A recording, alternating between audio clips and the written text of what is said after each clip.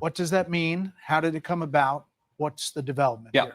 Well, we were actually working on that just as I left the White House to come over here. So that's good news that the president was able to get that across the finish line. I think what it means, Brett, is quite simple. First of all, the president, without, knock on wood, having a single American casualty, obliterated the Iranian nuclear program. We are now in a place where we weren't a week ago. A week ago, Iran was very close to having a nuclear weapon. Now, Iran is incapable of building a nuclear weapon with the equipment they have because we destroyed it.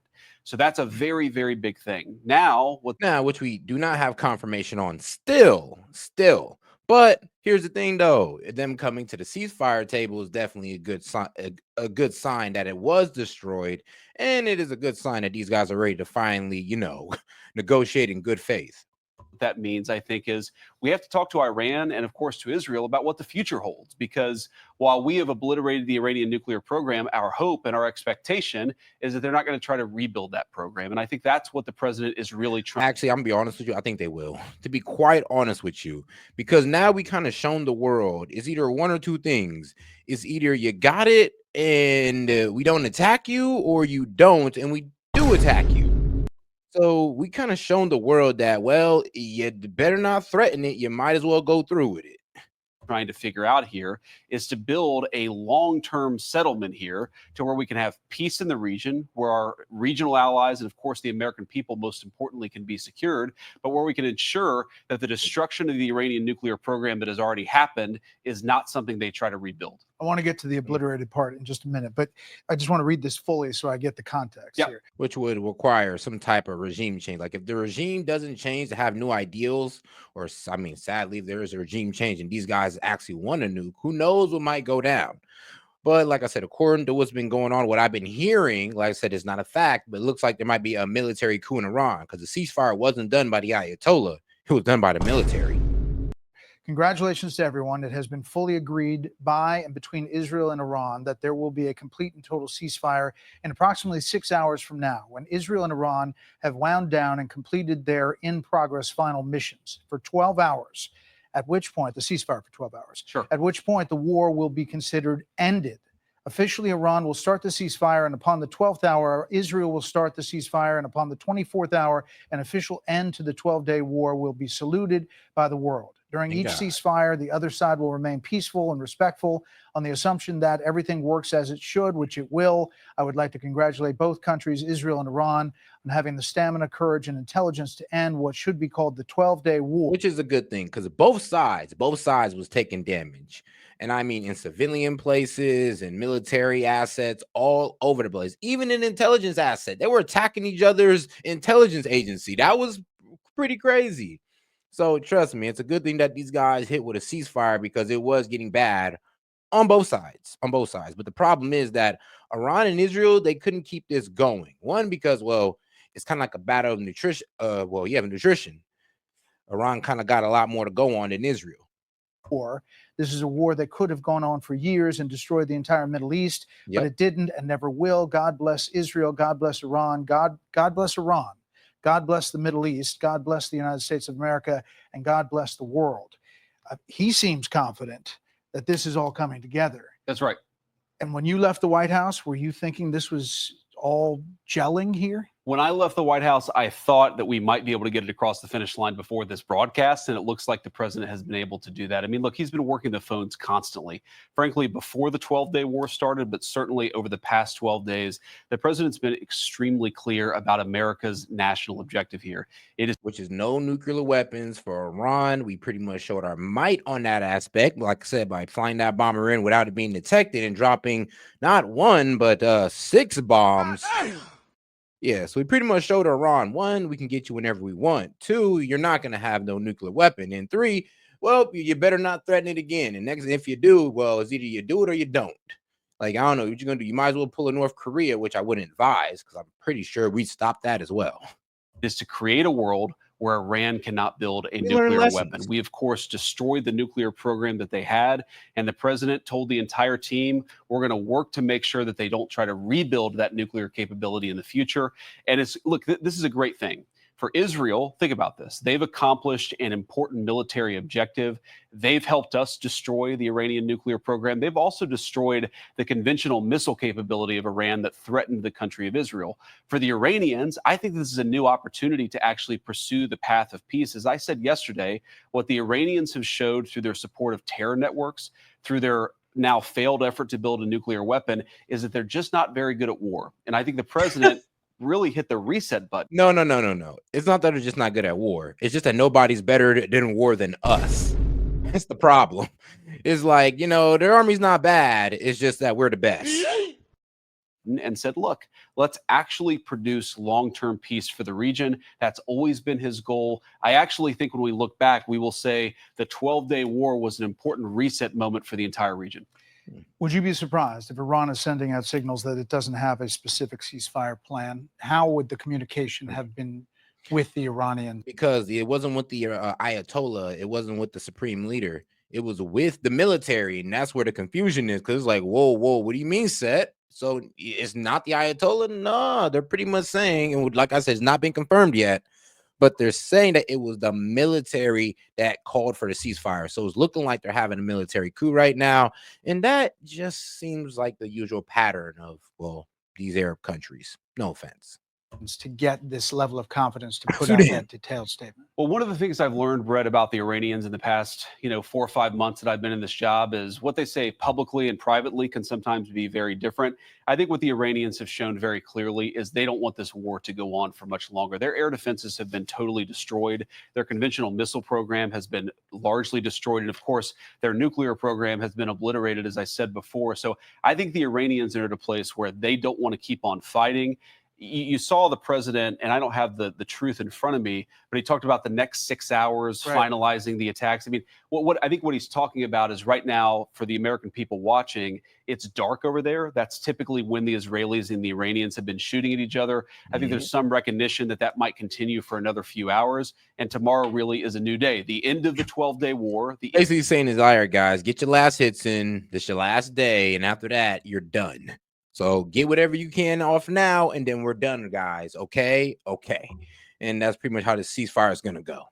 End of the Iranian nuclear program. And I really do believe the beginning of something very big for peace in the Middle East. So you said totally obliterated. The president has said totally obliterated the Iran nuclear program. Yeah. Do you know for sure where all the highly enriched uranium is? Well, Brett, I think that's actually not the question before us. The question before us is, can Iran enrich the uranium to a weapons grade level? And can they convert that fuel to a nuclear weapon? And we know, based on the success of our mission, of course, the leadership of the president, but the incredible skill of our military, that the 2 mission objectives are completely successful. We know that they cannot build a nuclear weapon. Now, you asked about the highly enriched uranium. Yeah, like 900 pounds of it. But what we know, Brett, is that uranium is something that exists in very large supply. Our goal was to bury the uranium, and I do think the uranium is buried, but our goal was to eliminate the enrichment and eliminate their ability to convert that enriched fuel into a nuclear weapon. I think this is an important point, Brett, because so many of the folks who have focused on the highly enriched uranium, 60%. The main focus, Brett, has been to destroy their enrichment capacity, because we don't want that 60% uranium to become 90% uranium. That's the real concern, and that's what was so successful about our mission. So after all this, if the Iranian government survives as is, what's to stop it from rebuilding over time if they in fact moved the 60%? And here's the thing, I might as well throw this out there that, all right, so even if the regime changes, who's to say that the other regime is just like, guys, we seen how the first regime didn't kind of made that threat, right? And they got attacked for it. Like, we thought we could negotiate with the threat. They thought they're going to be able to negotiate with 60% enrichment of uranium. They were wrong. Now, who's to say that, if this regime falls or if it has a new one, who's to say further down the line that they're not like, well, maybe we should just pull to North Korea. Don't tell nobody. Get to that 90% and just pop up with the bomb. Maybe we should pull that one instead. And that's the only fear I have about the situation, because we kind of showed that, even if you threaten us, you're going to get the business. So now we kind of have that a switch on. It's either you got it or you don't. It's either you got it or you don't. There is no switch. There is no in between. Or we will attack you for the in between. Percent highly enriched uranium.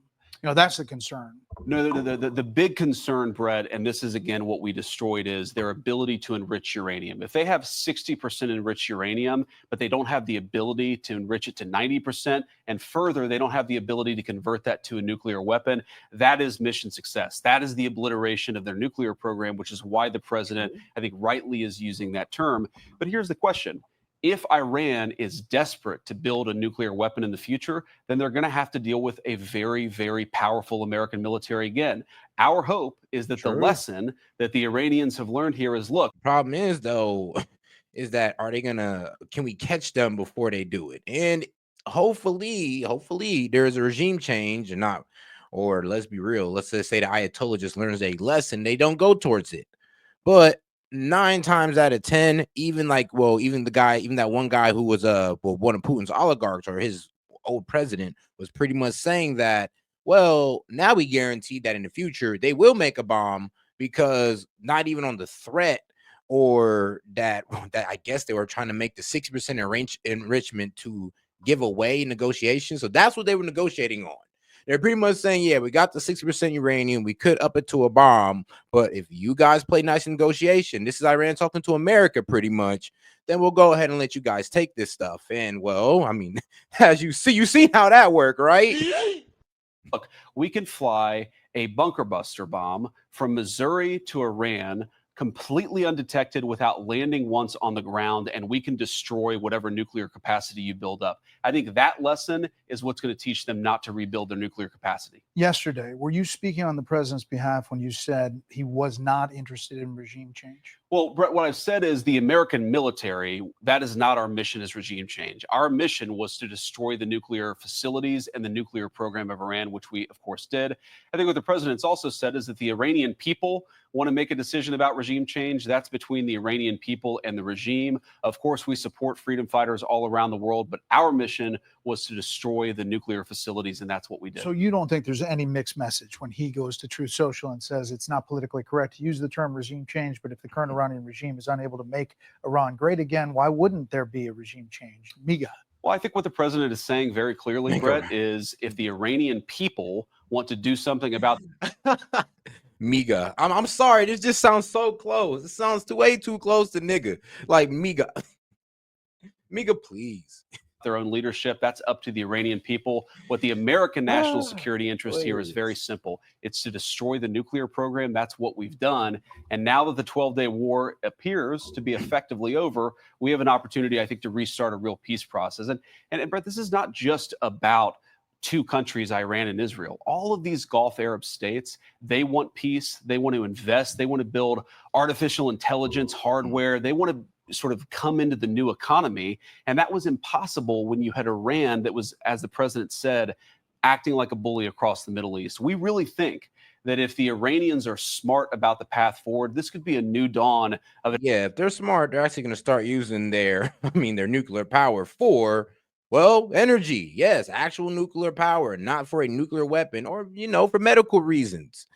But here's the problem, though. Like, if they do that, that's fantastic. But if we can't trust them to do that at all, then, we'll be right back here again. And here's the thing. I don't even think they're going to give us that opportunity next time.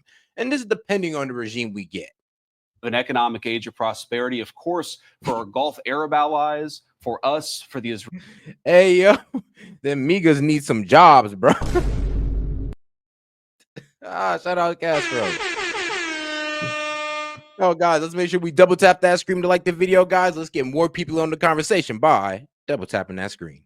Israelis, for everybody, but it's going to require the Iranians play it smart from here. The president called it very weak, the Iran missile firing on the U.S. base in Qatar. It was. El Udeid. Was it a face-saving move? How do you get from that, firing missiles at a U.S. base, to a ceasefire, as he details in this Truth Social? Because they told us. Yeah, Iran said, look, all right, look, bro, we can't make you're not going to make us look like a bunch of punks, okay, dog? We can't go out like that. So what we're going to do is we're going to fire some missiles over there out of Qatar. You're going to go intercept it so we can save face here. And that's exactly what happened. Well, as the president said, they actually gave us some warning here. And we think they gave us some warning because they didn't want to kill Americans and they didn't want to escalate. There's definitely some symbolism to this, Brett. If you look at the Iranian attack, it was 14 missiles that they telegraphed ahead of time. We dropped 14 bunker buster bombs. As the president told me earlier, our missiles, our bombs were a little bit bigger than their bombs. Our bombs actually accomplished the goal of eliminating their nuclear program. But look, we're happy, again, to restart the peace process as the president just did today. Was the message delivered directly to the U.S. or through an emissary? The message is always delivered through some sort of intermediary. That's been consistently true of the Iranians. Of course, we'd love to talk to them. The president's been clear about this. We'd love to have a direct conversation about how we move this thing forward because, again, we got to step back here. Why did the president do what he did over the past week? It's so that we could destroy their nuclear program. If they try to rebuild it, they're going to be on the wrong end of American power once again. We don't want that. I think they don't want that, but the ball's in their hands. You've been reluctant or at least cautious about getting. Yeah, but this time if they try it again, I mean, they're not going to do it with a threat next time. They're just going to actually get the bomb and then play and then access. Okay, now can we come to the negotiation table? Because it does seem like a nuke is pretty much how you have respect on the global stage. Like if you ain't got no nuke, you ain't got no real respect in the global stage because you can't assure mutual destruction. And that's what all of these countries are beginning to see. And this is what's scaring me right now. Because now all these countries seeing how we did Iran, and they're like, God damn, okay, so it is a switch right now. It's either we got it and we get bullied, it's either we don't got it and we get bullied, or we got it and we can stand up in the global stage. Engaged previously, and that has been public. What made you sign on to this action this time? Well, I think the president has been very clear, and I've always agreed with the president that Iran can't have a nuclear weapon. And you try to run the diplomatic process as much as you possibly can. When the president decided that wasn't going to work, he took the action that he had to take. Now we're in a new phase. That action was successful. We had a wildly successful military operation to take out their nuclear program. Now let's go on to the next phase. And I think the president, look, sometimes he's willing to use peace. Sometimes he's willing to use the military. I think it really depends on what the Iranians do from here. And what do you think they do from here? Well, it's an open question, Brett. I don't want to predict what the other side will do, but I think that I know what we'll do if they continue to pursue a nuclear weapon. And I hope they don't choose that path because I know the president wants to see the Middle East become peaceful and prosperous in the future. That's not going to happen if Iran pursues a nuclear weapon again. And for the people, so we talked about the people who believe that this is going towards World War III, especially in your own party. There's a section that's very vocal. There's another section that says you should take out this regime because it's evil and horrible and has done horrible things for decades. How do you square those two sides? And can this regime stay in place? I mean, here's the thing. Donald Trump pretty much came over to the Middle East and says, look, we're no longer going to judge your guys' culture and base your culture on if we deal with you guys or not. It's all about how you guys perform on the economics, well, on the global stage, which is not as a warmongering country, Iran. So that was one of our main gripes with them. And I mean, like I said, almost everybody in the Middle East is capitulating, but Iran and, well, the Houthis, Yemen, pretty much.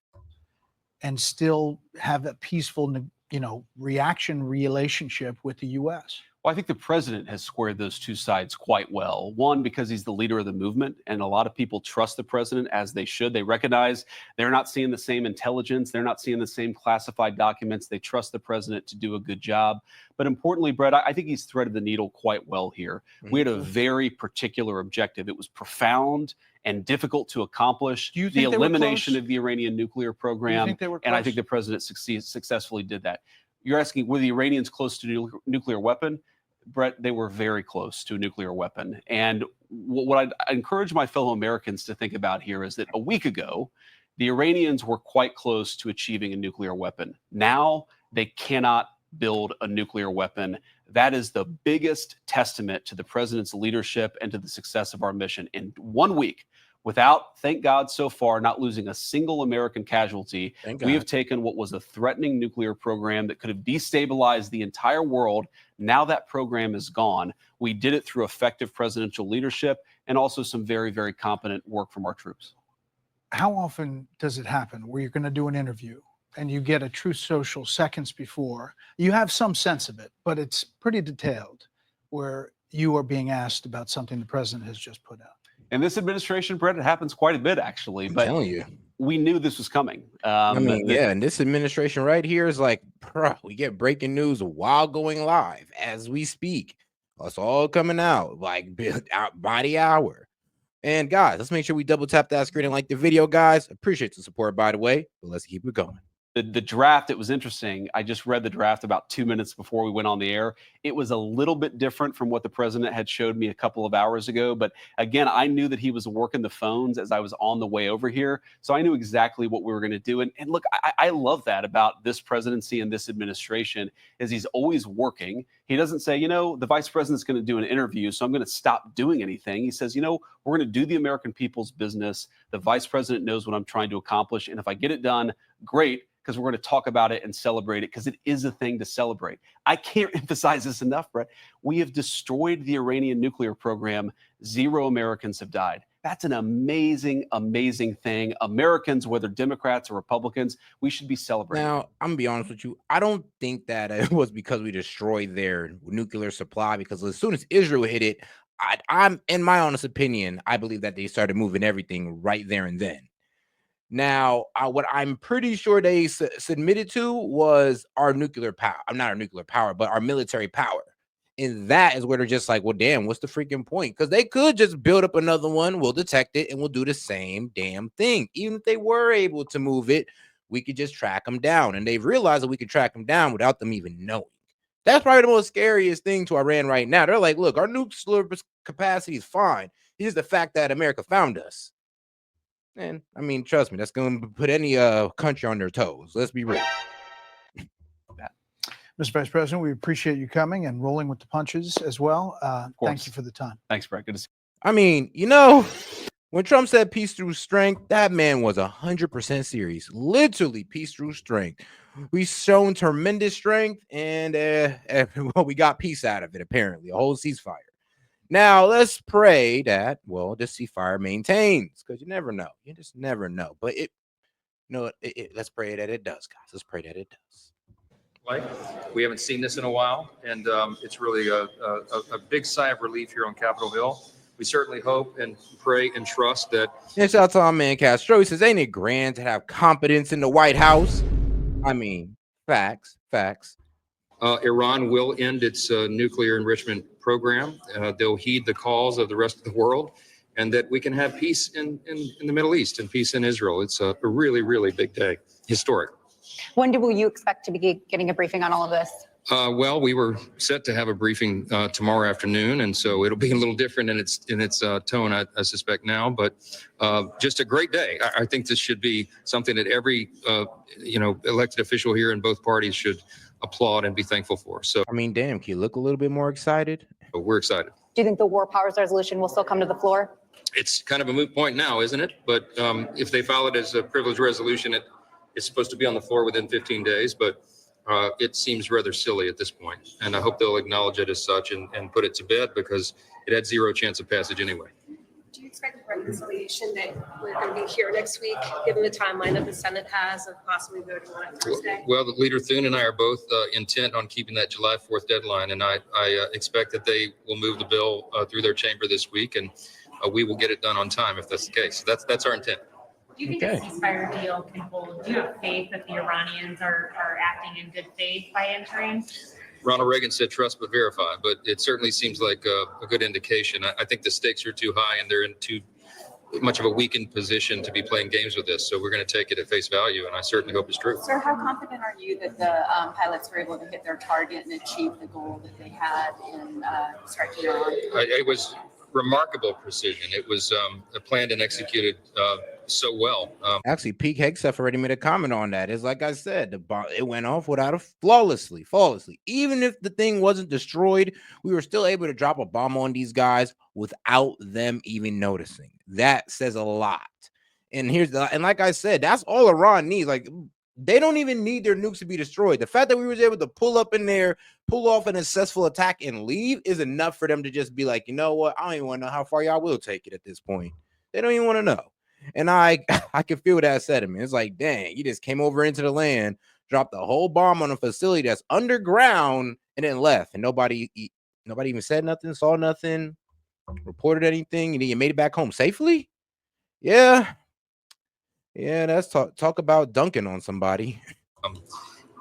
We have the most capable military in the world, and this is a great indication, another example of that. I think that sent an important signal to the world, and I think obviously we all can extrapolate from the facts here and understand that was the reason that this is being resolved. It will be called the 12-day war, I suppose. That's what we're nicknaming it already, and just a remarkable turn of events. So That's not a good name. I swear to God, like, come on, man. Y'all just spent the whole time arguing that it wasn't a war. Don't call it the 12-day war. Call it the 12-day conflict. Okay. Like, man, the 12-day war is not a good title. let's hope that this is this historic, once-in-a-lifetime opportunity that we would all experience to truly have peace in the Middle East. That's what the people there deserve and they yearn for, even the Iranian people. And we hope that all comes about. So, thanks. You have been listening there to House Speaker Mike Johnson. Mel Zanona, you saw her, our Capitol Hill correspondent, talking with him. Mel, I think you can hear me now. We missed the very top of that. Had the House Speaker been briefed by the White House, by the president, or is he basing his remarks off of that Truth Social post? It sounded to me, Holly, like he had not been personally briefed by the president. I do know that. I can honestly believe that. He did look a little bit shaken, like, bro, what the hell? What you mean? He's like, well, if it happened, it happened. It is what it is. Like I said, this all happened as everybody was leaving the White House. So it does sound like nobody really knew where this was going. And all of a sudden, oh, whoa, things went well. Okay, great. I mean, God bless America. I'm not mad. Like, why would I be mad? I'm actually pretty damn happy. I am so happy we're ending the conflict, ending this little aggression with Iran. We're ending the aggression with the Israelis and the Iranians. Like, bro, where's this man Nobel Peace Prize at this point? Like, if he pulls this off, just go ahead and hand it to him. Secretary Chris Wright. Mr. Secretary, big news tonight before we booked you to come on the show about this ceasefire deal that's going to take effect, the ceasefire, in just a few hours from now. Your thoughts about this day, especially as it related to the oil shipments through the Gulf, through the Strait of Hormuz, and Iran's threats. You heard the admiral's comments, but Americans were very concerned. Mm-hmm. Yeah, look, Donald Trump is just simply a transformative president. A little over a week ago, major hostilities break out in the Middle East. And as the admiral just talked about, this is the lifeblood of global oil flows, big flows for natural gas as well. Everyone's predicting for sure over $100 oil is just around the corner. Then we have strong leadership from our president, precision strikes over the weekend to take out Iran's key nuclear facilities. Everyone thinks that's another $20 on the price of oil. And here we are Monday evening, and oil dropped below $70 a barrel. And more importantly for American consumers, wholesale gasoline was down over 10 cents today and diesel down 15%. That is the collective benefits of President Trump's energy dominance agenda and his strong, clear, peace through strength leadership style. It's just transforming the Middle East.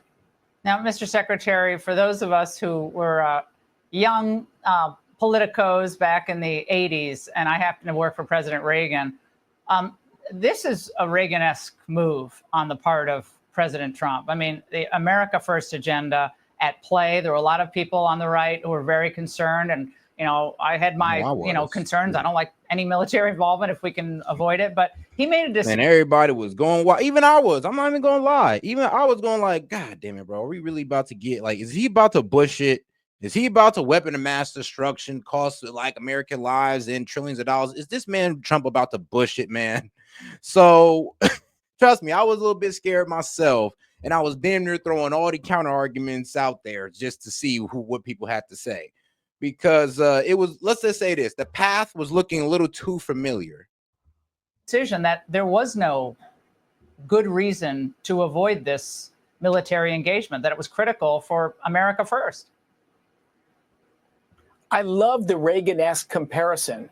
Ronald Reagan just looked at the Soviet Union completely differently than all the leaders before him. He saw the black and white. He saw the good and evil. And the only way you win is by being clear and strong and bold. And he did just that. Donald Trump got elected to do the same thing with American energy policy and with American foreign policy. Iran has been a mess They've been the cause of all the trouble and instability for 46 years now in this entire region of the world. He didn't follow the old playbook, the Biden playbook of appeasement, ask them nicely to do less bad behavior, don't enforce the sanctions and give Iran a bunch of money. That didn't work.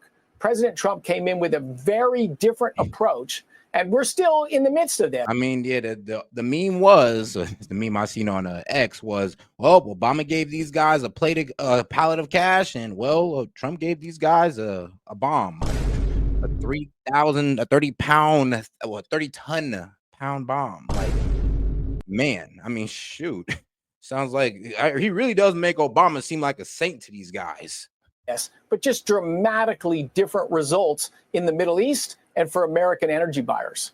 Now, Mr. Secretary, we're just getting new details in about the ceasefire. Reuters is reporting that President Trump brokered the agreement with a phone call with Netanyahu this afternoon, and that Vance, Rubio, and Envoy Witkoff held direct and indirect talks over the last few days with the Iranians. Again, to your point, he just decided to abandon this idea that you don't treat Iran like they're real people there. And he's like, they are people. They want a better life. Someone there wants a better life for these people. I'm going to try to play to that while I play America's strength on the world stage. But the old guard, they didn't go the Trump way, and like I said, guys, at the beginning, like, this is not coming from the Ayatollah. This is not coming from the regime that everybody hates oh so much. But this is actually coming from Iranians military. They're Iran's military. So it's not coming from like Khomeini or nothing, or Khomeini, or however you pronounce it. This is coming from the Iranian military. They're like, they called the ceasefire, which is looking more like a military coup if you really think about it. And that is what's being reported. they talked him down with no confirmation yet. So there you go. For years and years, and no one else could have pulled this off. And again, assuming this all holds. I agree, Laura. Just a totally transformative style. You know, President Trump's one constituency is the American people. And when he does foreign policy, who's his constituency in Iran? 90 million Iranians. That was, you know, this is an educated, technically successful, pretty doing well society not long ago. And it's gone backwards for 46 years. Those Iranians, they want peace and trade and prosperity, just like we want in the United States, just like the rest of the Middle East does. Maybe they're going to get a taste of it. Well, they're going to have to step up and find their new leader. Mr. Secretary, the president said drill, baby, drill today or yesterday when he was concerned about the price, perhaps, of oil going up. But yeah, shutting down the, Hormuz Strait. Yeah, everybody was like, if you're about to do that, yeah, it's time to drill, baby, drill. It's like, well, if you're about to threaten us with high gas prices, I mean, Trump already had the answer for that. I mean, shout out. But this seems like great news so far. Thank you very much. I mean, God damn it, talk about 4D, 5D chess or whatever the hell they were saying. Because I'm telling you, man, is at this point, it does seem like that. Or I say, well, we're hoping that is that. But all right, guys, let's get into some criticisms about Trump coming from, of course, MSNBC and Thomas Massey. You know, the crazy thing is, I may not agree with what Thomas Massey's stance is, but as a person, he's a pretty cool guy. I'll be real with you. Of how erratic and often incoherent his management style is, his foreign policy can be. I mean, when Israel first launched missiles into Iran, we were sitting here at this desk talking to you. Remember that Secretary of State Marco Rubio immediately said, tonight, Israel took unilateral action against Iran. We are not involved in strikes against Iran, and our top priority is protecting American forces in the region. Let me be clear, Iran should not target U.S. interests or personnel. Pretty striking statement from Secretary of State. Basically, don't look at us. We're not involved. Leave us out of it. But then Donald Trump turned to his favorite TV network, which was blasting him with war propaganda about how effective Israel's attacks were and how great it would be if the U.S. entered the conflict. So according to the reporting in the New York Times and elsewhere, Donald Trump decided to bomb Iran, at least in part, because he was jealous that Fox News was saying nice things about Benjamin Netanyahu instead of him.